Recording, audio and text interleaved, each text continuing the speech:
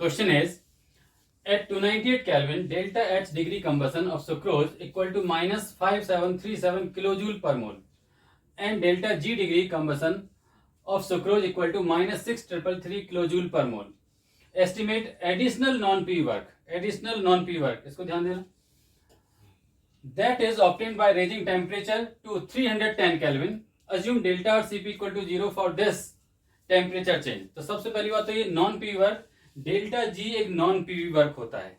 इन्होंने पूछा है कि अगर हम टेम्परेचर 310 केल्विन कर देते हैं, पहले टेम्परेचर कितना है 298 केल्विन, उस समय डेल्टा जी कितना दिया हुआ है -6333 किलोजूल पर मोल. अगर टेम्परेचर बढ़ा दिया 310 कर दिया तो डेल्टा जी कितना हो जाएगा. जो डेल्टा जी आएगा मतलब वो डेल्टा जी टू की बात कर रहे हैं. डेल्टा जी टू, जो डेल्टा जी टू हम निकालेंगे वो कहलाएगा नॉन पीवी वर्क. लेकिन इन्होंने पूछा एडिशनल वर्क, यानी जो डेल्टा जी टू मिलेगा उससे में से डेल्टा जी वन जो अभी हमारे पास दिया हुआ है 298 केल्विन पर, इसको माइनस कर देंगे तो हमको एडिशनल वर्क मिल जाएगा नॉन पीवी वर्क. तो कुल मिला के टारगेट ये कि हमें इसमें delta G two degree calculate करना है. ये हमें डेल्टा जी वन डिग्री दिया हुआ है. अब डेल्टा जी टू डिग्री किस टेम्परेचर पर आएगा 310 केल्विन पर. तो चलो हम उसी प्रोसेस को सॉल्व करते हैं. Delta R G two degree equal to delta R H two degree minus T delta R S two degree. ये फॉर्मूला है एक्चुअली हमारा. यहां पर जो टेम्परेचर है T2 वो टेम्परेचर 310 केल्विन है. अब delta R H two degree नहीं मालूम उनको, डेल्टा आर एस टू नहीं पता, क्योंकि हमें जो डेल्टा एच दिया हुआ है वो तो 298 केल्विन पर दिया हुआ है. और ये फॉर्मूला हमको अप्लाई करना है एट 310 केल्विन पर, यानी delta R H degree 310 kelvin पर होना चाहिए, delta R S degree 310 kelvin पर होना चाहिए. लेकिन इन्होंने क्वेश्चन में देखा है कि डेल्टा आर सीपी जीरो है. अगर डेल्टा आर सीपी जीरो है इसका मतलब जो डेल्टा आर एच है, डेल्टा आर एच जितना 298 केल्विन पर है वही 310 केल्विन पर होगा. यानी कि delta R CP equal to zero होने का मतलब यह है कि delta R H one degree equal to delta R H two degree.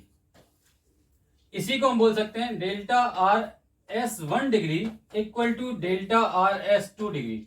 इसका मतलब हम इस फॉर्मूले में ध्यान से देखो, delta R G two degree equal to delta R H two की जगह क्या लिख सकते हैं, delta R H one degree minus T2 कितना है 310 केल्विन, क्योंकि ये टेम्परेचर में बात की जा रही है. और डेल्टा आर एस टू की जगह क्या लिखेंगे, delta R S one degree.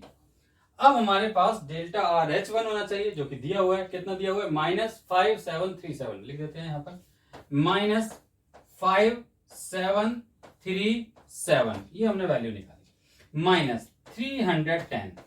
अब डेल्टा आर एस वन कितना है वो तो क्वेश्चन में नहीं दिया है. तो डेल्टा आर एस वन नहीं दिया है तो चलो इसके लिए पहले चलते हैं हम लोग. Delta R G one degree is equal to delta R H one degree minus T one delta R S one degree. ये हम लिखेंगे यहां पर. यहां पर delta R G one degree की वैल्यू देखो कितनी दी है, -6333. ये 298 केल्विन पर लिखा गया फॉर्मूला, ये है 298 केल्विन, राइट. तो -6333 किलो जूल में पूरा यूनिट याद रखना, -6333 किलो जूल का टर्म है पूरा, equal to delta R H one ये हमारे दिया हुआ है -5737 किलो जूल का टर्म है, माइनस T1 298 केल्विन.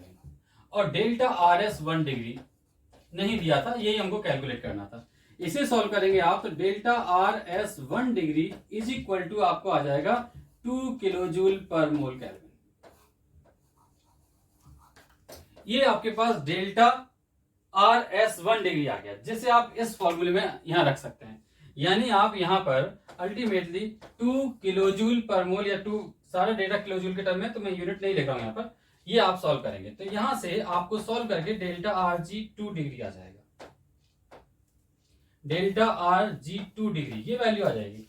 चलो इसको सॉल्व करेंगे आप, तो ये टोटल वैल्यू मैं यहां पर लिख देता हूं. मान लीजिए इसकी वैल्यू आ गई आपको x, समझ ना. और डेल्टा आर जी वन कितना दिया था आपको, -6333.